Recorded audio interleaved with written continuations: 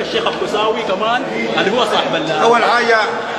بيان للسودانيين في المملكه العربيه السعوديه، قدسيه السفاره لا تعني انه اي واحد شاكلته السفاره هي يتحدث عن قدسيه السفاره، السفاره هذا مسمى اخلاقي، فبالتالي كونه يغلط عليك واحد من السفاره هو سوداني وبشر زيك، لكن اذا ما غيمنا القدسيه بتاعت السفاره نحن ما قاعد نخاف كله في الحته دي، كل ما يقولونه عنا نحن فراء ما يهمنا كثير. السفارة هي مرجعية السودانيين بالمنطقة، السفارة هي مرجعية الإخوة السودانيين المقيمين بالمهاجر كلها. الادعاء وقلة الأدب على السفارة تدل على عدم تربيتك في بيت أمك، أنت من بيت أمك وأبوك ما مربى، والدليل على ذلك إنك بتسيء للسفارة وبتسيء للوزراء وبتسيء طيب سؤال يا شيخ القساوي، سؤال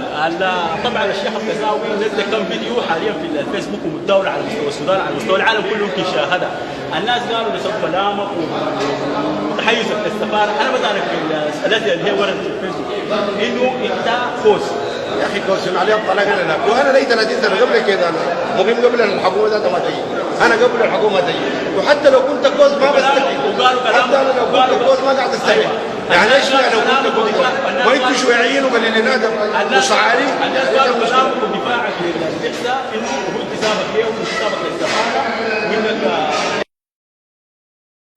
هنا ما بنشوف ريحه السفاره دي، ما بنشوف ريحه السودان الا لما نشوف ناس السفاره، بيجوا اخواننا اولاد عمنا اولاد اخواتنا اولاد خالاتنا، السفاره تعني لنا حاجه كثيره، وانتم بس جايين قروش في السفاره عندها قروش، السفاره مفلته فينا قبل دي، كان عندها قروش ما بيشيل لنا الضرائب. طيب بعض الناس قالوا انتم مقصرين، اوكي؟ صح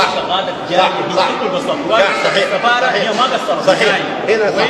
ولا الوفد اللي جاي من السودان ما قصروا والله احنا شغالين صحيح كانوا بيشتغلوا الساعه 2 الصباح صحيح التقصير مننا صحيح، نحن بشر يا اخي، نحن بشر والضغط يا كامل كبير، واول تجربه لنا، اول تجربه ذات لنا بالعداده الهائله دي، فشيء طبيعي نقصر، لكن قله الادب ممنوعه،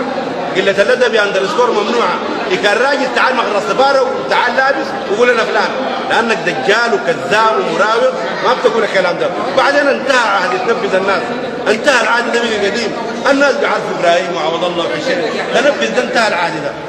طيب وجه رساله اخيره لجمهور الفيسبوك والحاطه الموجوده الكبيره اللي تشجع الكلام ده. والله يا اخي والله انا اقول لهم كلهم يا اخواننا، اي زول داري يقول حاجه يكون عنده تاكيد، تتاكد منها، اي كلام داري تقوله داري تنشره تتاكد منه، وراقب الله سبحانه وتعالى زي ما ذكر اخونا، راقب الله. بعدين يا اخي نحن السودانيين بنعمل لوجه الله، والله بنعمل لله، والله بندفع، والله كم مره كلمنا الوزير وكلمنا نائب الرئيس وكلمنا الرئيس وقلنا له العمل في الجاليات والعمل في العمل العام افقرنا، والله كلمناه كده كنا صريحين، انا اخر خطاب مع نائب الرئيس قلت له يا اخي العمل العام افقرنا، بندفع من جيوبنا، على فكره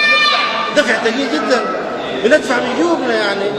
والسفاره تعلم بذلك، يعني تصور هناك عند السفاره، هذا موظف السفاره يعلمون بذلك، نحن قاعد ندفع ضرائب للناس دي، في بعض الناس ما عندهم حق الجواز قاعد ندفعوا لهم، قاعد يدفعوا لهم مين؟ يا شريف زين.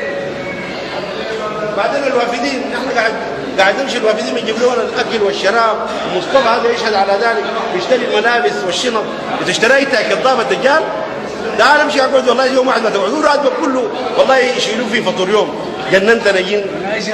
هذا هو مصطفى ده قاعد ندفع الاكل والشرايط، قاعد ندفع شنو الدجال الكذاب، بس تنفذ نحن قاعد ندفع قروش